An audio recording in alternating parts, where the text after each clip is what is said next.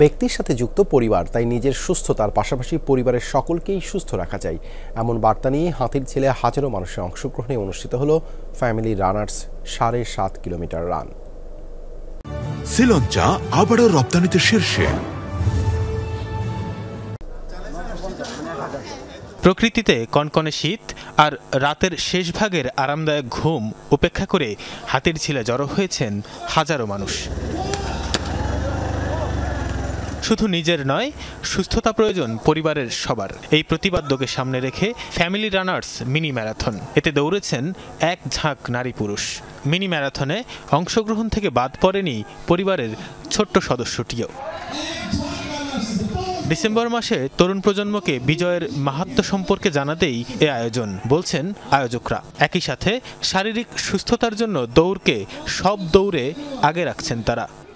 আমাদের এই ইভেন্টটা অলমোস্ট হচ্ছে 20-25টা ফ্যামিলির মতো, যারা ফ্যামিলি সহ রান করতেছে, তো ওরা আসতেছে। তো আমরা এই জিনিসটাকে প্রমোট করি যেন সুস্থতার সাথে থাকুক, দৌড়ের সাথে থাকুক। ফ্যামিলি সবাই একসাথে আসবো, এখানে একসাথে দৌড়াবো, একসাথে গল্প করব।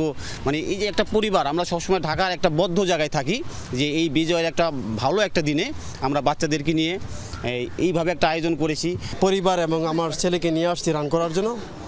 আমি চাই যে বাংলাদেশের সুস্থতার যে আলো সেটা ছড়িয়ে যাক সারা দেশে। দৌড়টা তো সবার জন্য এসেনশিয়াল দরকার, তো শহর জীবনে এটা খুব একটা হয় না, এই জন্য ফ্যামিলি সবাইকে নিয়ে দৌড়লে সবাই উদ্বুদ্ধ হলো।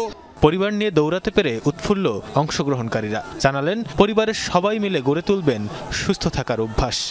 বাবা মা এবং শিশু সবাই দৌড়াচ্ছে, খুবই ভালো আমার কাছে।